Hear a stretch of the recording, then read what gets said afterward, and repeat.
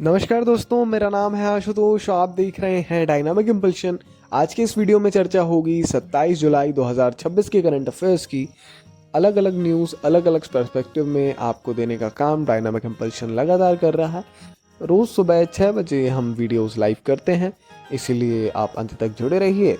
और अगर वीडियो अच्छा लगे तो लाइक करिए, चैनल को सब्सक्राइब करिए, जिससे तुरंत आपको नोटिफिकेशन मिल सके और आप अपने सुविधाजनक समय में वीडियोस देख सकें। देखते हैं पहली जानकारी को। कारगिल विजय दिवस 2026। हमने कल कारगिल विजय दिवस मनाया।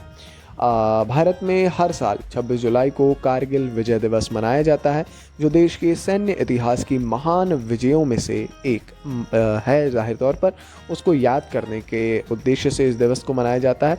2026 में भारत 27वां कारगिल दिवस भारत ने मनाया है, जिसमें 1999 के कारगिल युद्ध में कठिन परिस्थितियों में अपने कर्तव्य का निर्वाह करते हुए लड़ने वाले बहादुर सैनिकों को याद किया गया है। ये दिन न केवल ऑपरेशन विजय में अपनी जान गंवाने वाले सैनिकों को याद करने का है, बल्कि भारत के साहस, दृढ़ता और प्रतिबद्धता का जश्न मनाने का भी है। लद्दाख की बर्फीली चोटियों से लेकर भारतीय रक्षा बलों के आधुनिक सुधारों तक कारगिल के बाद पैदा हुई भावना आज भी देश के हर हिस्से में मौजूद है। जाहिर तौर पर एक ज़रूरी जानकारी, कारगिल विजय दिवस ये ज़रूरी तब है क्योंकि भाई आप अगर हिस्ट्री पढ़ रहे हैं ना, तो उसमें एक इम्पॉर्टेंट रोल है। आगे बढ़ते हुए, धर्मेंद्र प्रधान के इस्तीफे के बाद प्रहलाद जोशी ने शिक्षा मंत्री का पदभार ग्रहण कर लिया है। परसों ही क्लियर हो गई थी सारी चीज़ें लगभग, है ना। धर्मेंद्र प्रधान ने इस्तीफ़ा दे दिया, उसको मंजूर भी कर लिया गया। प्रहलाद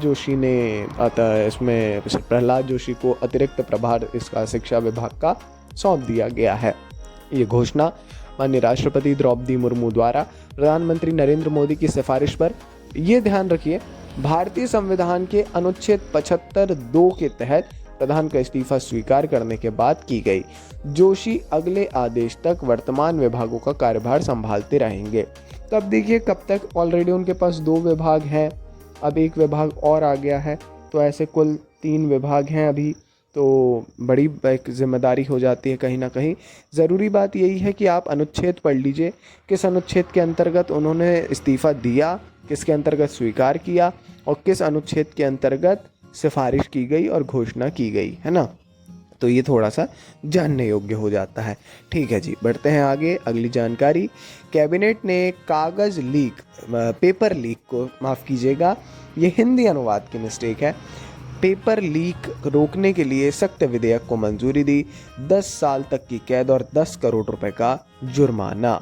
परीक्षा प्रश्न पत्र लीक करने वालों के लिए कड़ी सजा का प्रावधान करते हुए एक प्रस्ताव को केंद्रीय मंत्रिमंडल ने मंजूरी दे दी है। ये पहल सार्वजनिक परीक्षा अनुचित साधनों का निषेध अधिनियम 2024 में एक आ चुका था, अधिनियम पारित भी हो चुका था, जो लागू था अभी, उसमें संशोधन के माध्यम से दी गई है, ताकि परीक्षा प्रश्न पत्र लीक करने वालों के लिए सजा को सख्त बनाया जा सके और सख्त किया जा सके। न्यूनतम सजा राशि बढ़ा दी है और अधिकतम जुर्माना 10 करोड़ रुपए निर्धारित किया गया है। यह निर्णय परीक्षाओं में हो रही अनियमितताओं को लेकर जनता की बढ़ती चिंता और इस तरह की अवैध गतिविधियों को रोकने के लिए ठोस कानून की मांग के मद्देनज़र लिया गया है। एक बहुत ज़रूरी जानकारी है ये, और लगातार एक, क्योंकि हॉट टॉपिक बना हुआ है, तो लगातार इसके बारे में हमको ज़्यादा से ज़्यादा जानना चाहिए। कहीं ना कहीं एक इम्पॉर्टेंट रोल है आपके पेपर में भी। आगे बढ़ते हुए, केंद्र ने आईएएस अधिकारी अनुराग जैन को नीति आयोग का सीईओ, चीफ एग्जीक्यूटिव ऑफिसर, मुख्य कार्यकारी अधिकारी नियुक्त किया है। वरिष्ठ आईएएस अधिकारी, आपने नाम सुना हो शायद, अनुराग जैन वर्तमान में मध्य प्रदेश के सीएस थे, चीफ सेक्रेटरी थे, मुख्य सचिव। अब इनको नीति आयोग का सीईओ नियुक्त कर दिया गया है। मंत्रिमंडल की नियुक्ति समिति ने इस नियुक्ति को मंजूरी दी। ये नियुक्ति भारत के लिए एक निर्णायक समय पर हुई, क्योंकि भारत 2047 के विकसित भारत के दृष्टिकोण के तहत अपने सुधारों और नीतियों को गति देने की दिशा में अग्रसर है। मध्य प्रदेश कैडर के 1989 बैच के आईएएस अधिकारी हैं जैन, और इनको शासन में दशकों का अनुभव है। अनुराग जैन, मैंने जैसा बताया, 1989 1999 के IAS अधिकारी हैं, मध्य प्रदेश कैडर के सदस्य हैं। सार्वजनिक सेवा में 40 वर्षों का लंबा करियर रहा है, जिसमें राज्य सरकार के साथ केंद्र सरकारों में कई ढेर सारी भूमिकाएं रही हैं, है ना।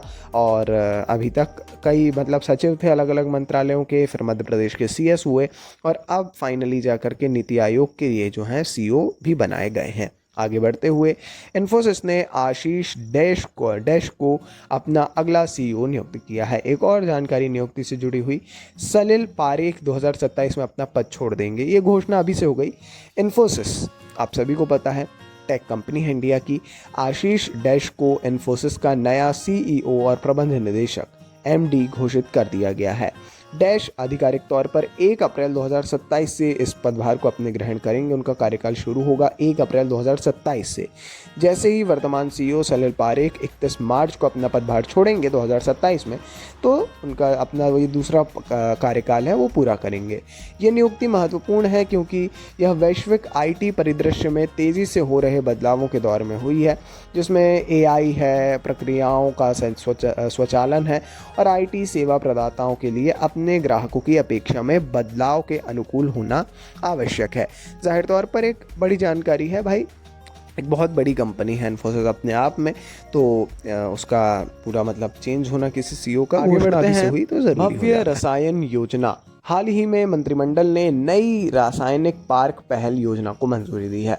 प्रधानमंत्री नरेंद्र मोदी के नेतृत्व में केंद्रीय मंत्रिमंडल ने भारत औद्योगिक विकास योजना रसायन को मंजूरी दी है। ऐसा भव्य रसायन है, तो ये भारत औद्योगिक विकास को शॉर्ट फॉर्म में भव्य इंग्लिश में किया है इन्होंने।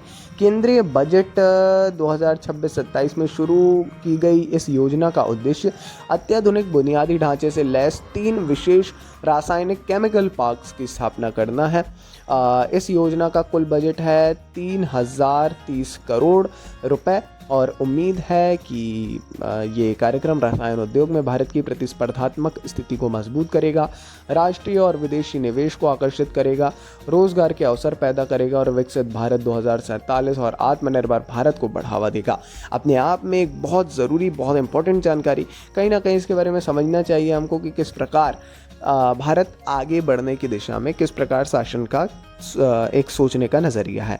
चलिए खैर, ये अंतिम जानकारी थी आज के इस वीडियो की।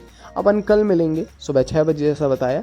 अगर अच्छे लगे हों वीडियोस तो लाइक करिए, जो भी आपको लगा हो, जो भी फीडबैक हो वो आप ज़रूर दीजिए कमेंट सेक्शन में। अपन मिलेंगे कल। नमस्कार जी, डायनामिक इम्पल्शन।